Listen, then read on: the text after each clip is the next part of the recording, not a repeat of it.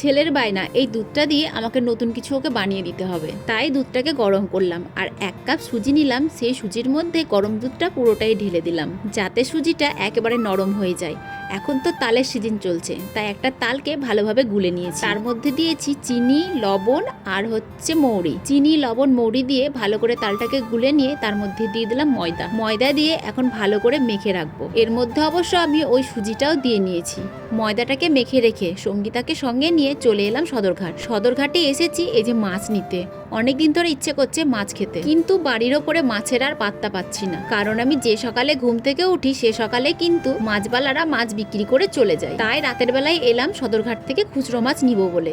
তো যাওয়ার পথে এই যে নিরামিষ ঘুগনি খেয়ে নিলাম, মানে মাংস ছাড়া নিরামিষ ঘুগনি খেয়ে চলে গেলাম কসমেটিক্সের দোকানে। সেখানে সঙ্গীতা গিয়ে চুড়ি, ক্লিপ, টিপের পাতা ওর যা যাবতীয় জিনিস কিন্তু নিয়ে নিয়েছে। অনেকেই জিজ্ঞেস করে আমরা রাতের বেলায় কেন গঙ্গাধারে মাছ কিনতে যাই। আসলে গঙ্গার মাছের এত স্বাদ না, সেটা যদি শুধু লবণ হলুদ দিয়ে জল দিয়ে সেদ্ধ করা যায় তাও মনে হয় ঝোলটার স্বাদ। আসলে ভেজাল মুক্ত মাছ তো, সেই কারণে কোনো সার থাকে না।